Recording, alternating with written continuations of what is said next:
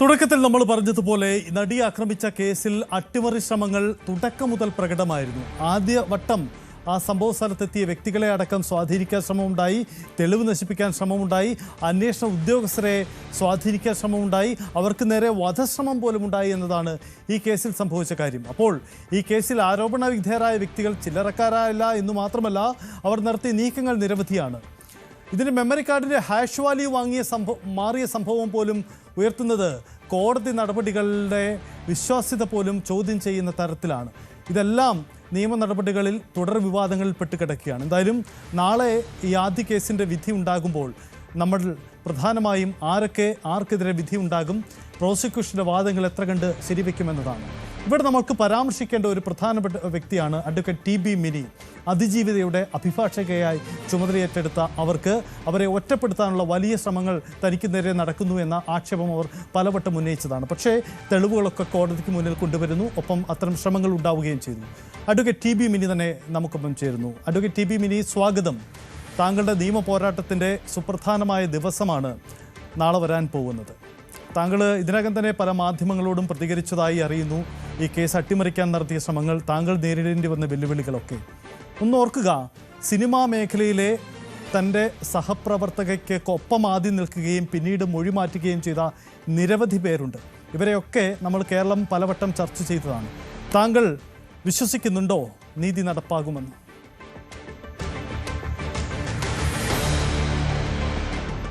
ഞാൻ വിശ്വസിക്കുന്നുണ്ട്.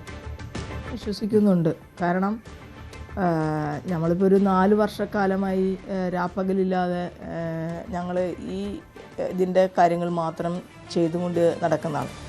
ഞങ്ങൾ മാത്രമല്ല, പ്രതിഭാഗ വക്കീലന്മാരും ജഡ്ജിയും 8 വർഷമായി ആ ജഡ്ജി ഈ കേസിൽ തന്നെ നിൽക്കുന്ന ഒരാളാണ്.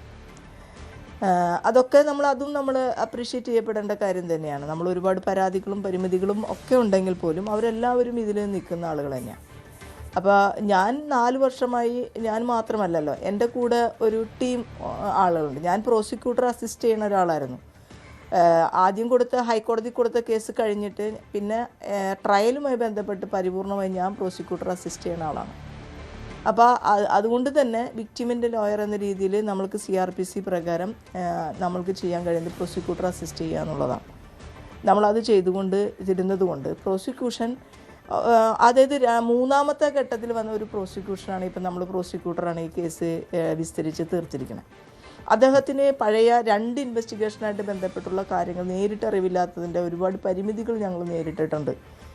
അതേസമയം അതെല്ലാം പഠിച്ചും അതെല്ലാം മനസ്സിലാക്കിയും അദ്ദേഹത്തിനെ അസിസ്റ്റ് ചെയ്യുന്ന ഒരു ടീം ഓഫ് പോലീസും ഇൻവെസ്റ്റിഗേറ്റിംഗ് ഓഫീസർ അടക്കം സർക്കാർ നിയോഗിച്ച കൃത്യമായിട്ടുള്ള ഒരു പ്രോസിക്യൂഷൻ ടീം ഉണ്ടായിരുന്നു. അതുകൂടാതെ DGP ലെവലിൽ നമ്മുടെ സ്റ്റേറ്റ് പോലീസിൻ്റെ പ്രോസിക്യൂഷൻ്റെ ഒരു ടീം ഉണ്ടായിരുന്നു.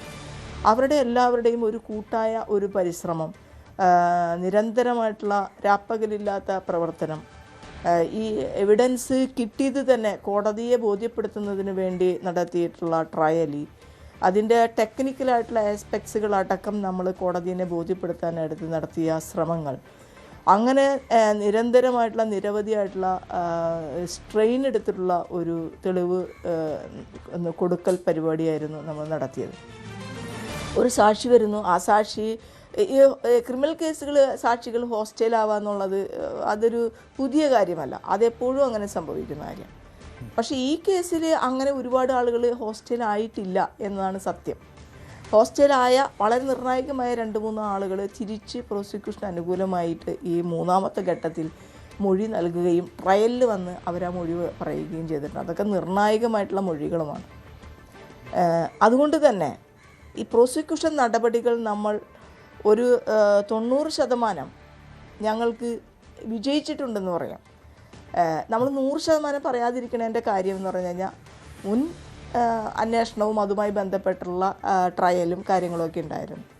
അപ്പോൾ അതൊക്കെ മറികടന്ന് ഞങ്ങൾക്ക് ഞങ്ങളുടെ കഴിവിൻ്റെ പരമാവധി കോടതിയിൽ ചെയ്യാനായിട്ട് സാധിച്ചിട്ടുണ്ട്. പിന്നെ ആ തെളിവുകൾ ഞങ്ങൾ അപ്രീഷിയേറ്റ് ചെയ്യണ പോലെ കോടതി അപ്രീഷിയേറ്റ് ചെയ്യണമെന്നില്ല. പല കേസുകളിലും നമ്മൾ കണ്ടിട്ടുണ്ടല്ലോ അത്. അപ്പോൾ അങ്ങനെ അതൊക്കെ കോടതിയാണ് ചെയ്യേണ്ടത്. എന്തായാലും എന്നെ സംബന്ധിച്ച് ഞാൻ വിശ്വസിക്കുന്നത് എല്ലാ പ്രതികളും ശിക്ഷിക്കപ്പെടും എന്ന് തന്നെയാണ്. ശരി, ഒരു പ്രധാനപ്പെട്ട ചോദ്യം, ഈ സിനിമാ മേഖലയിൽ നിന്നും ഈ കേസിന്, ഈ പ്രോസിക്യൂഷന് ഈ കേസിൻ്റെ നടത്തിപ്പിൽ ലഭിച്ച പിന്തുണ എത്രമാത്രമുണ്ട് എന്ന ചോദ്യത്തിന് ചില പേരുകളൊക്കെ പരാമർശിച്ച് പോവേണ്ടി വരുമല്ലോ. മഞ്ജു വാര്യർ അവർ നൽകിയ ഒരു പിന്തുണ വളരെ വലുതാണെന്ന് താങ്കൾ തന്നെ പറഞ്ഞതായി കണ്ടു. മറ്റ് സിനിമാ മേഖലയിലുള്ള പ്രധാനപ്പെട്ട വ്യക്തികൾ ആരൊക്കെയാണ് വലിയ പിന്തുണ നൽകിയത്? ഈ ഘട്ടത്തെങ്കിലും നമ്മളത് തുറന്ന് പറഞ്ഞു പോവേണ്ടതല്ലേ?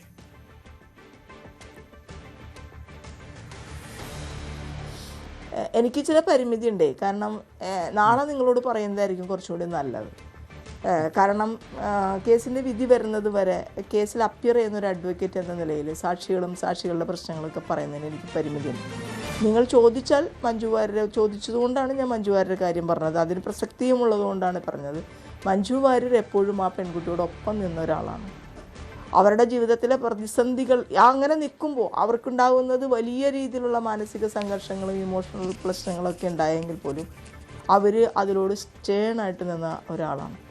ബാക്കി സാക്ഷികൾ, അവരുടെ മൊഴികൾ, അവർ തിരിഞ്ഞുപോയ ആളുകൾ, ഇപ്പോൾ ഇവിടെ ചില ചാനലുകളൊക്കെ ചില ആളുകളൊക്കെ ക്യാമ്പയിൻ നടത്തുന്നതൊക്കെ പോലെ ഈ 10-12 പേര് മാറി എന്ന് പറയുന്ന ആളുകൾ യഥാർത്ഥത്തിലെല്ലാം ഈ പറഞ്ഞ 8-ാം പ്രതിയുമായി വളരെ അടുത്ത ആൾക്കാരാണ്.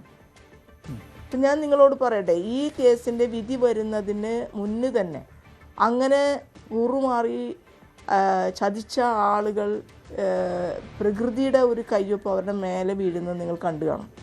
അപ്പോൾ സിദ്ദിഖാണെങ്കിലും ഇടവേള ബാബു ആണെങ്കിലും മുകേഷ് ആണെങ്കിലും പിന്നെ ഓരോരുത്തരുടെ പേര് ഞാൻ പറയണില്ല. ഇപ്പോൾ ഏറ്റവും അവസാനം നമ്മൾ എല്ലാ ചർച്ചകളിലും നമ്മളോടൊപ്പം വന്നിരുന്ന രാഹുൽ ഈശ്വർ, അവർ വരെ, കാരണം ഈ കേസിന് അങ്ങനെ സത്യസന്ധതയുടെ നേരിൻ്റെ ഒരു കാര്യം ആ കേസിലുണ്ട്. അതുകൊണ്ടാണ് പ്രകൃതി നമ്മളോടൊപ്പം നിൽക്കുന്നത്. എത്ര ഘട്ടത്തിൽ നിങ്ങൾക്കറിയാലോ, ഈ കേസ് ആദ്യഘട്ടത്തിൽ ചാർജ് ഫ്രെയിം ചെയ്ത് ദിലീപിനെ ഒഴിവാക്കി ബാക്കി പ്രതികളെ വെച്ച് ചാർജ് ഫ്രെയിം ചെയ്ത് ട്രയൽ സ്റ്റാർട്ട് ചെയ്തൊരു കേസാണ്. ആ കേസിൽ ആ പ്രതി തന്നെയാണ് എന്ത് ചെയ്യണത്, DGPക്ക് പരാതി കൊടുക്കുന്നത്. ആ പരാതിയുടെ അടിസ്ഥാനത്തിൽ അന്വേഷണം നടത്തിയാണ് അദ്ദേഹത്തിനെ തന്നെ അറസ്റ്റ് ചെയ്യണത്. രണ്ടാം ഘട്ടത്തിൽ ബാലേന്ദ്രകുമാർ എന്ന് പറഞ്ഞ സാക്ഷി വരുന്നു. അദ്ദേഹം തരുന്ന മൊഴികൾ അദ്ദേഹത്തിൻ്റെ ജീവിതം തന്നെ സമർപ്പിച്ച ഒരു മൊഴി പറച്ചിലായിരുന്നു അത്. അപ്പോൾ നമ്മൾക്ക് സത്യം തെളിഞ്ഞു വരിക എന്ന് പറയുന്ന കാര്യമുണ്ടല്ലോ, അതിങ്ങനെ സംഭവിച്ച ഒരു കേസാണ്. തീർച്ചയായിട്ടും എനിക്ക് നിങ്ങളോട് നാളെ പറയാൻ പറ്റും. എനിക്ക് നാളെ വിധി വന്നു കഴിഞ്ഞാൽ, നാളെ എന്ന് പറഞ്ഞാൽ നാളെ വിധി വന്നാൽ, നമുക്കത് വന്നു കഴിഞ്ഞാൽ പിന്നെ ഈ ഇൻ ക്യാമറ ഇല്ല, ഒന്നുമില്ല, എനിക്ക് എല്ലാം നിങ്ങളോട് പറയാൻ പറ്റും. എനിക്ക് ഈ കേരളത്തിലെ ജനങ്ങളോട്, നിങ്ങൾക്കറിയില്ല കേരളത്തിലെ മനസാക്ഷികൾ, കേരളത്തിലെ ജനങ്ങൾ irrespective of politics and caste creed എല്ലാത്തിനും വ്യത്യസ്തമായി ഈ ലോകത്തിൻ്റെ വിവിധ ഭാഗങ്ങളിലുള്ള മലയാളികളായിട്ടുള്ള മനുഷ്യർ ശ്വാസം അടക്കി പിടിച്ചിട്ടാണ് ഈ വിധി എന്തായിരിക്കുമെന്ന് കാത്തിരിക്കുന്നത്. അത് ആ പെൺകുട്ടിക്ക് നീതി കിട്ടണം എന്നുള്ള തരത്തിൽ തന്നെയാണ്. എത്രയോ സ്ത്രീകൾ കണ്ണീരോടുകൂടി ഈ ദിവസങ്ങളിൽ തന്നെ വിളിക്കുകയാണ്. അവരുടെ മകളെപ്പോലെ, പെങ്ങളെപ്പോലെ പുരുഷന്മാരുണ്ട്, അവരിങ്ങനെ കാത്തിരിക്കുകയാണ് ആ കുട്ടിക്ക് നീതി കിട്ടുമോ എന്ന് ചിന്തിച്ച്.